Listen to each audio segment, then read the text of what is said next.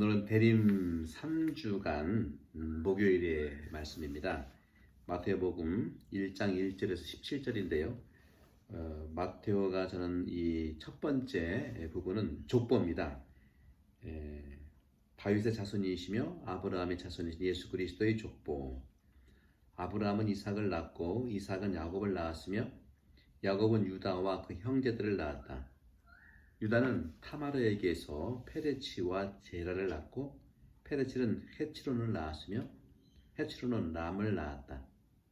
람은 암미나답을 낳고 암미나답은 나흐손을 낳았으며 나흐손은 살몬을 낳았다. 살몬은 라합에게서 보아즈를 낳고 보아즈는 룻에게서 오벳을 낳았다. 오벳은 이사이를 낳고 이사이는 다윗 임금을 낳았다. 다윗은 우리아의 아내에게서 솔로몬을 낳고 솔로몬은 르하부암을 낳았으며 르하부암은 아비야를 낳고 아비야는 아삽을 낳았다. 아삽은 여호사팟을 낳고 여호사팟은 여호람을 낳았으며 여호람은 우찌야를 낳았다. 우찌야는 요탐을 낳고 요탐은 아하즈를 낳았으며 아하즈는 히즈키야를 낳았다. 히즈키야는 므낫세를 낳고 므낫세는 아몬을 낳았으며 아몬은 요시야를 낳았다. 요시야는 바벨론 유배 때의 여호야킨과 그 동생들을 낳았다. 바벨론 유배 뒤에 여호야킨은 스알티엘을 낳고 스알티엘은 스룹바벨을 낳았다. 스룹바벨은 아비훗을 낳고 아비훗은 엘야킴을 낳았으며 엘야킴은 아조르를 낳았다. 아조르는 차독을 낳고 차독은 아킴을 낳았으며 아킴은 엘리훗을 낳았다. 엘리훗은 엘라자르를 낳고 엘라자르는 마탄을 낳았으며 마탄은 야곱을 낳았다. 야곱은 마리아의 남편 요셉을 낳았는데 마리아에게서 그리스도라고 불리는 예수님께서 태어나셨다. 그리하여 이 모든 세대의 수는 아브라함부터 다윗까지가 14대이고 다윗부터 바빌론 유배까지가 14대이며 바빌론 유배부터 그리스도까지가 14대이다. 주님의 말씀입니다. 그리스도인 참여합니다. 네, 오늘은 예수 그리스도의 족보인데 이것은 말 그대로 이제 족보로만 볼 것에 더해서 영적인 족보로 봐야 되고요. 이것은 근본적인 예수님의 정체성에 대한 그런 차원에서 이해를 해야 됩니다. 우리도 역시 마찬가지죠. 우리도 같은 형제 자매라고 부르는 것은 영적 족보고 우리의 정체성도 두 개, 혈적인 정체성과 영적인 정체성의 관점에서 말씀드리고 싶어요. 구약에 따르면 인간의 역사는 이렇게 자손들을 통해서 조상들로부터 자손들을 통해서 계속됩니다. 이러한 연속성 안에서 바로 우리의 생활과 우리의 일들이 사실은 균형을 잡게 되는 것이죠. 그렇기 때문에 마테오 복음사가는 바로 예수님의 탄생을 제시하는 데 있어서 바로 거룩한 역사의 결론으로서 그리고 이 시대의 충만한 시간의 충만함으로써 갈라디아 4장 4절에 나오죠. 충만함으로 제시하고 있는 것이죠. 에녹이라고 하는 묵시문학적인 그런 책이죠. 에녹서, 묵시록적인 차원의 에녹서에 따르면 메시아는 아브라함의 부르심, 아브라함의 성소 후에 7주 안에 나온다고 하는 그런 기록이 있습니다. 혹시 아마도 마테오는 이러한 생각들을 영감받은 것이 아닐까 하는 것이죠. 그런 점에서 예수님의 조상들이 오늘도 보게 되면 14대 계속 나누잖아요. 모든 세대에서는 아브라함에서 다윗까지 14대, 다윗부터 바빌론 유배까지 14대, 바빌론 유배에서 그리스도가 14대, 에녹서의 7주 후에 메시아가 온다는 것을 영감을 받아서 7 곱하기 2는 14니까 14 이렇게 형성된 거로 보고 있습니다.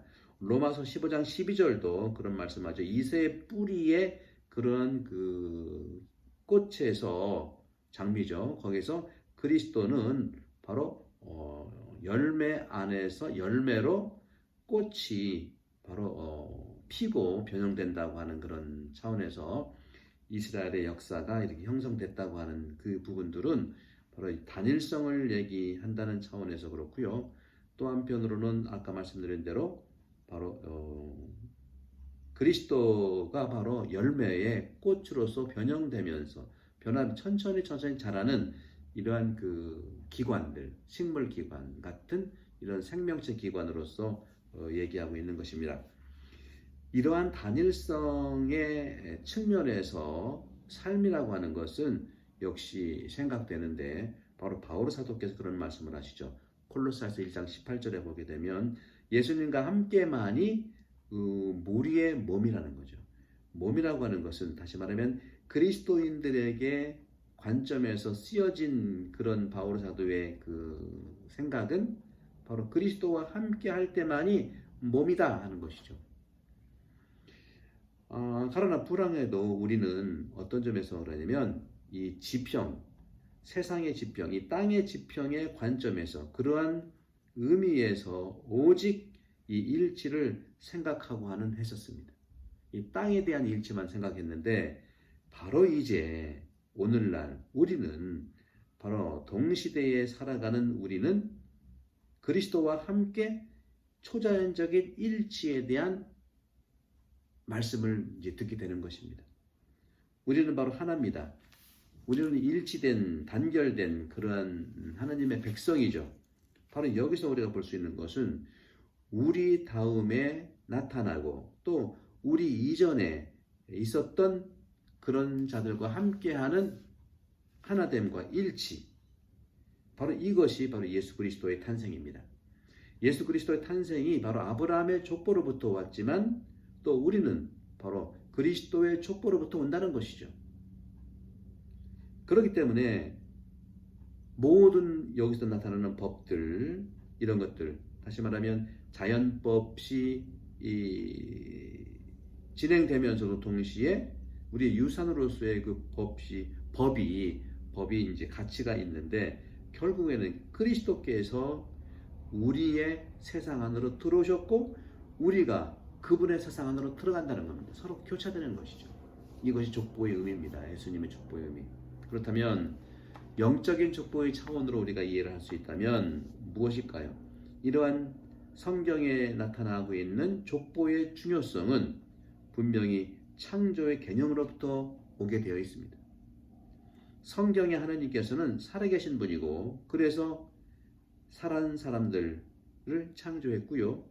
또 우리 인간을 생명의 어떤 증여자로 생명을 옮기는 우리의 이제 옮기는 어떻게 보면은 운송자로 이렇게 살아있는 인간을 창조한 겁니다. 바로 이것이 바로 창세기에서 표현되고 있는 신적인 축복입니다. 우리 인간은 축복의 전달자이고 축복의 선물자, 증여자입니다. 하나님께서 우리를 통해서 주시는 축복을 나눠야 된다는 것이죠. 그게 족보의 의미죠. 영적인 족보. 그런 점에서 창세기 1장 27절에서 28절 하나님께서 당신 모습으로 인간을 만드셨고 하나님의 그 모습이 바로 우리 인간을 창조했다는 것이죠. 남자와 여자 바로 창조된 것입니다. 하나님께서 축복을 내리시면서 말씀하셨어요. 풍요롭게 번성하라. 그죠? 자손들을 많이 낳고 번성하라고 하는 축복. 우글거리는 물고기의 수와 같은 그런 표현들을 쓰지 않습니까? 이렇게 구약에서는요, 우리가 이해될 수 있는 특별히 물질적인 의미에서 특별히 이 구약의 이 계명들을 이해한다면 그렇기 때문에 많은 경우에 바로 땅의 풍요로움, 그 다음에 여성들의 풍요로움에 대한 찬미를 당연히 드리는 것이죠. 따라서 구약에서는 처녀는 의미가 없는 거죠. 동정은 의미가 없는 거예요. 바로 생산성이 최고죠. 여성의 생산성은 축복 중의 축복이라고 얘기하는 것이죠. 거기에 신약에서 마리아의 동정성은 동정성 안에서 축복이 나타난다는 반전이 이루어지는 겁니다.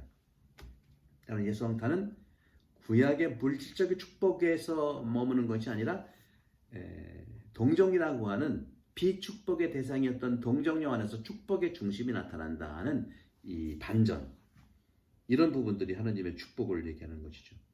그런 점에서 백성들은 정말 영원하게 지속되라고 한다는 그런 어머니의 그런 기능들이 계속 연결되는 거죠.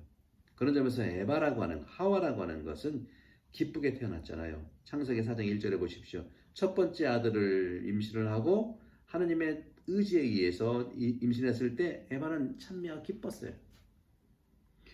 이런 모든 구약 안에서 어머니들은 아들들의 정말 개인적인 가족적인 어머니라는 것이죠. 그 어머니들이 우는 거예요. 왜? 신적인 축복으로부터 배제됐을 때, 그렇다고 생각했을 때 우는 거죠. 슬퍼하는 것이죠.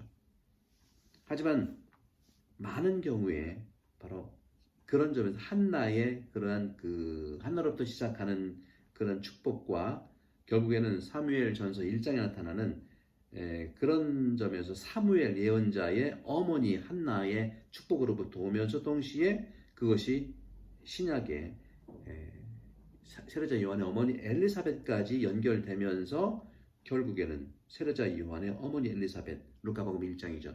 연결되고 이 분들은 사무엘 예언자의 엄마 한나와 세례자 요한의 어머니 엘리사벳, 이 둘은 새로운 영적인 풍요로움, 영적인 땅의 어떤 그 선포라고, 새로운 선언이라고 할 수 있는데, 그런 영적인 풍요로움이 바로 무엇을 얘기하느냐?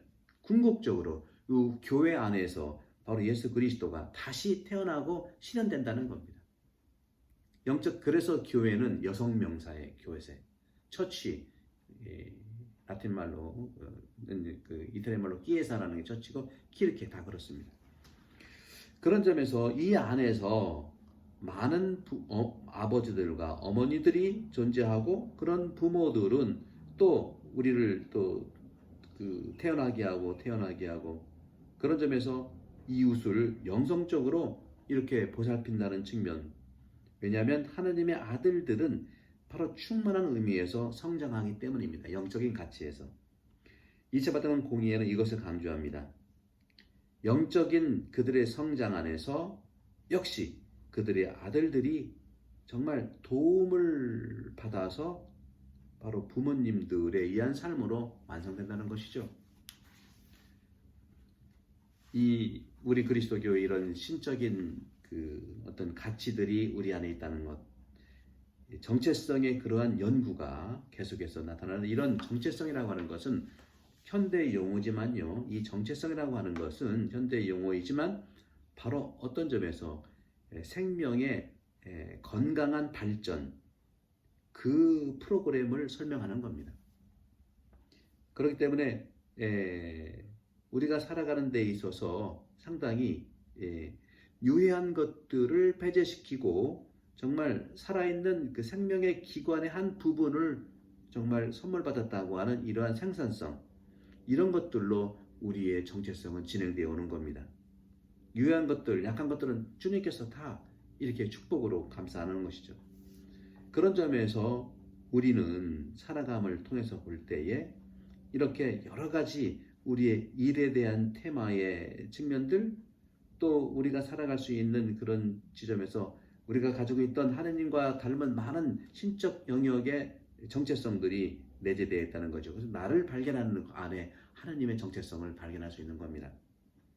바로 이것이 바로 생명, 하느님의 생명을 우리 인간이 취했다고 하는 그러한 가치고, 이것이 족보로부터 오는 것은 육적인 족보는 인간으로 오지만 영적인 족보는 하느님으로 오기 때문에 우리 안에 인간적 측면과 영적인 측면이 같이 있는 거죠. 하지만 불행하게도 우리가 이런 물적인 감각에서만 이런 원리들을 적용하고 있는 건 아닌가.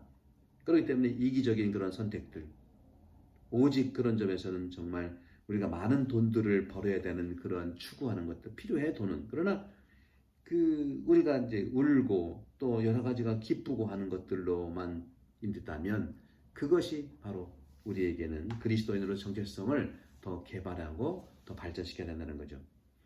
그리스도교는 우리에게 제시되고 있는 가르침은 뭡니까? 우리 모두가 그리스도와 함께 한 몸이라는 거예요. 몸으로서는 바로 그 육적인 몸도 있지만 영적인 몸은 한 몸이라는 거죠. 이것이 우리의 정체성인데 이런 우리의 정체성은 결국에는 다른 사람들과 함께하는 관계로부터 일치로부터 온다는 것이죠. 바로 교회가 바로 그런 겁니다. 교회 안에도 이러한 일치성이 드러나고 있고 바로 이것 전통 안에서 살아가고 있는 선물들이에요. 정말 우리 카톨릭이라고 하는 한 사람 한 사람의 신앙인 그리스도교인은 이러한 2000년 동안 내려왔던 경험들을 바로 선물 받은 것이 그것이 바로 족보입니다. 그런 점에서 그리스도교의 우리는 사상가들이 늘 얘기했던 것처럼 바로 나는 참으로 내 안에서 살기를 원하는 것은 무엇이냐? 영적 축복, 영적 아름다움과 함께 그것을 받기 때문에 그렇다는 거죠. 바로 영적인 그러한 아름다움과 영적 축복이라고 하는 것은 우리 그리스도교의 일반적인 사람들과 성인들이 모두 함께 나 이전에 살아왔던 그 교회라는 것이죠. 사랑하는 형제자매 여러분, 성탄은 바로 이런 겁니다. 그렇기 때문에 우리의 차원에서 이러한 수많은 그 족보 안에서 발현됐던 이런 강한 하느님의 정체성에 대한 흐름들, 그것이 우리 큰 민족을 이루게 하는 영적인 그런 국가를 이루게 하는 하느님 나라가 될 것입니다. 하지만 이것은 오직 그리스도의 빛에 의해서만 가능합니다. 그렇기 때문에 그리스도 안에서 모든 일치에 있는 자들이 이러한 유일한 족보의 탄생, 하느님의 자녀가 되는 축복이 우리 전체에 이루어지고 내 안에서 이루어지고 교회 안에 이루어지고 또 우리 믿는 이들이 세상을 하느님의 그러한 축복으로 살아갈 수 있는 구체적인 신원 예수 그리스도의 모습을 통해서 하나님을 닮은 존재라는 것이죠. 축복드립니다. 하나님의 모습을 닮은 여러분 모두는 존귀하고 귀한 분들입니다. 성부와 성자와 함께 된 여러분 모두를 강복합니다. 감사합니다.